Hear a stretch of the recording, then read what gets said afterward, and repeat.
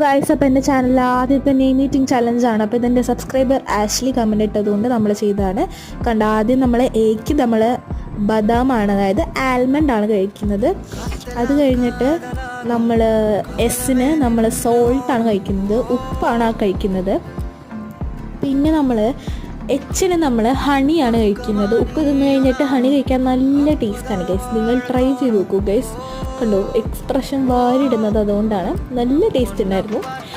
അത് കഴിഞ്ഞിട്ട് എല്ലിന് നമ്മൾ എടുത്തത് ലെമണാണ്. അപ്പോൾ നിങ്ങൾ വിചാരിക്കും ഞാൻ ആക്ഷൻ.